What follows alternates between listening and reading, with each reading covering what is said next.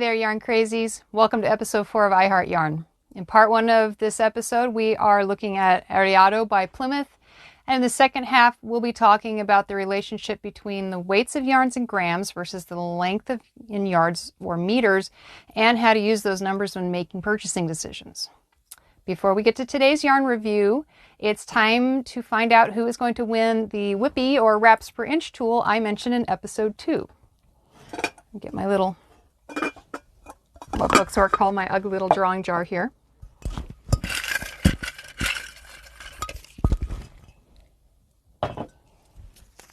Okay.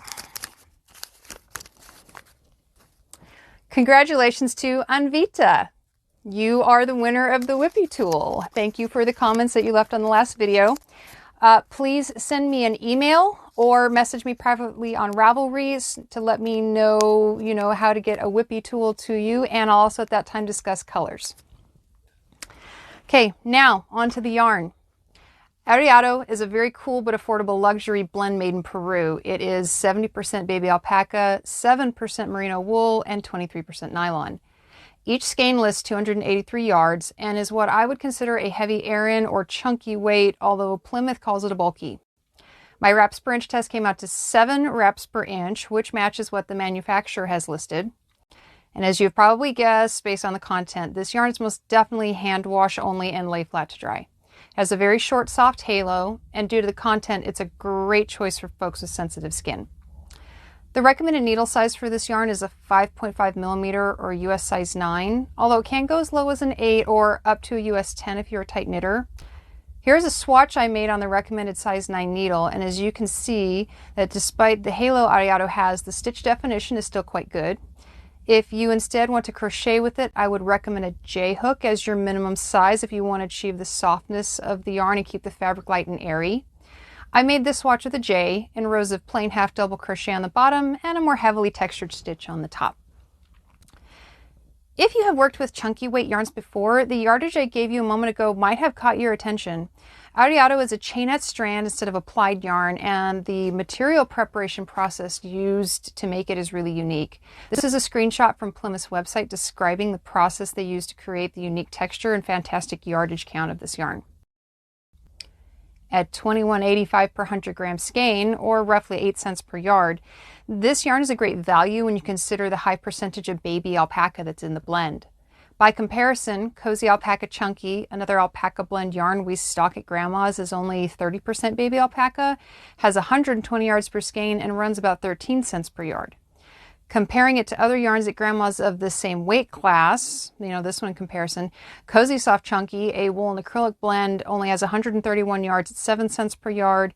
Encore Chunky, a wool and acrylic blend, is 143 yards at 6.5 cents per yard. And Homestead Tweed, a 100% wool, is 191 yards at 6.5 cents a yard. So as you can see, getting that much baby alpaca for a penny more per yard than some of our other more rugged workhorse yarns means this is a pretty affordable luxury. There are currently 14 colors of Aireado, and as you can see, the palette boasts a lot of natural colors with some darker, more saturated colors as well.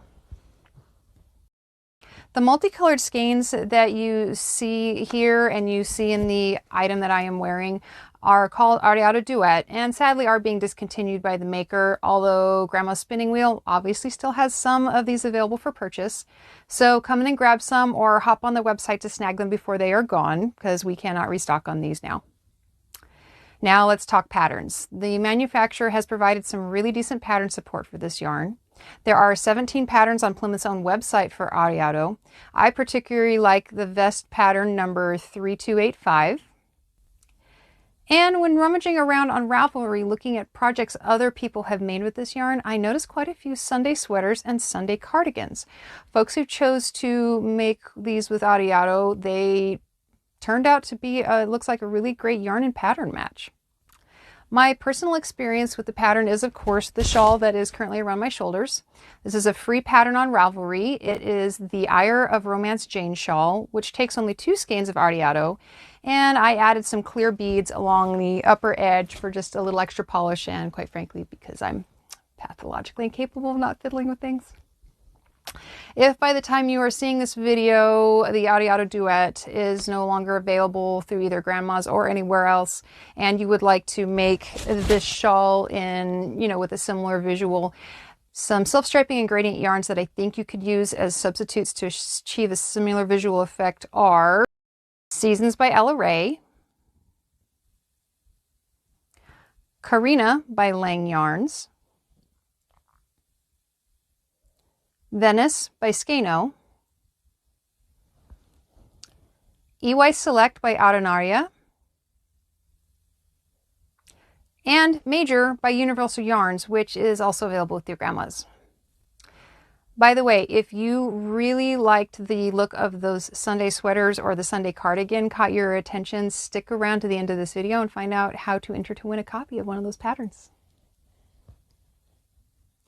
Now, let's move on to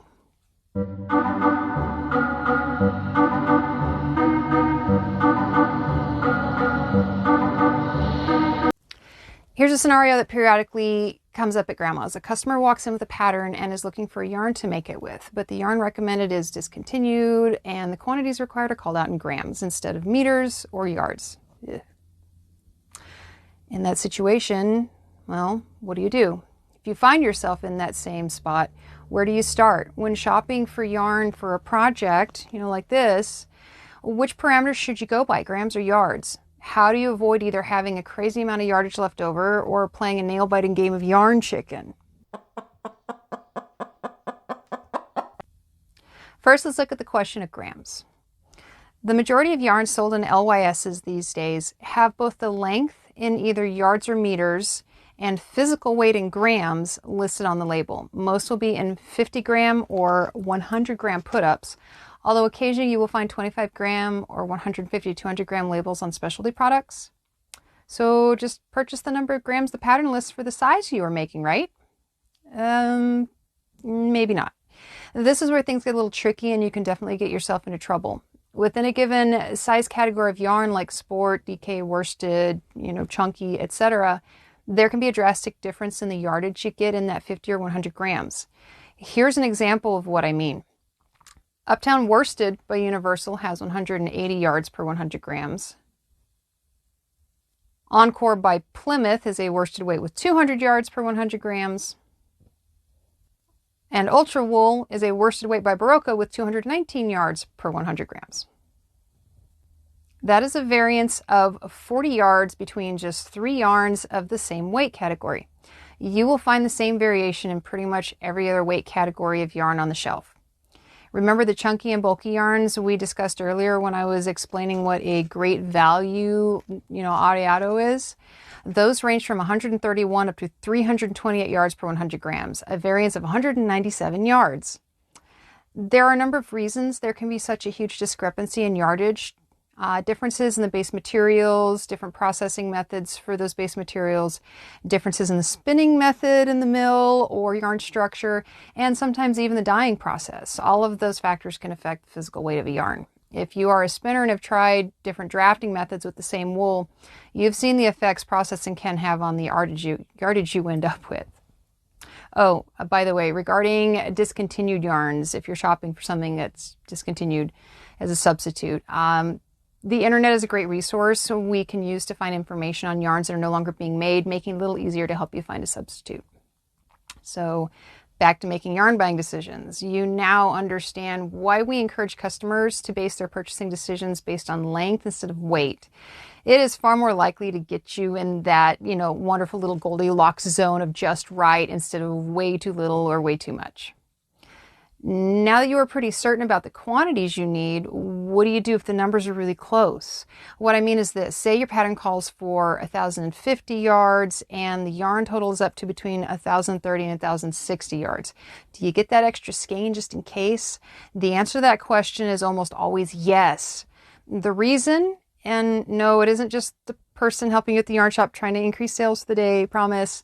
The reason is that the yardage listed on ball bands are actually targets, not necessarily absolutes. Yarn industry standards allow for up to plus or minus 10% of the length listed on the ball band in the actual skein or ball of yarn. If you have ever found yourself short when you thought you had purchased enough, this could be the reason you found yourself playing and losing a game of yarn chicken, and why it is always a good idea to purchase extra if the numbers are close. At Grandma's, we encourage local customers to purchase a yardage cushion in that situation for certain. If they end up not needing that extra skein, they can return it for store credit for something else, or, they can choose to keep that around and just have it as yarn for another project. If you're purchasing yarn online, purchasing a margin of error can also be critical. You definitely want to avoid running short, having to order more if they still have it available, possibly having to settle for a different dye lot, and then you have to wait for it to show up before you can finally finish your project. Not a single part of that sounds like fun, does it? And it is absolutely less stressful to have an extra skein at the end of a project than it is to run out 2 inches from the finish line or halfway through your bind off every time, I promise. So with all that, I hope you found at least part of that discussion helpful, learned something maybe you didn't know. The more information you have, the better, right? Now let's talk about the giveaway. There are 2 ways to get entered into the drawing this time. The first is to leave me a comment down below, and the second is to start following me on Instagram and send me a message there with the words pattern giveaway in it. That's it. I'll be gifting the winner or the recipient of your choice with a gift copy of either the Sunday sweater or Sunday cardigan pattern from Ravelry. So make sure you hit the subscribe button down here so that you don't miss out on the announcement in case you are the winner next time I put out one of these review videos. Thanks for watching iHeartYarn today. Now go out and make something that makes you happy.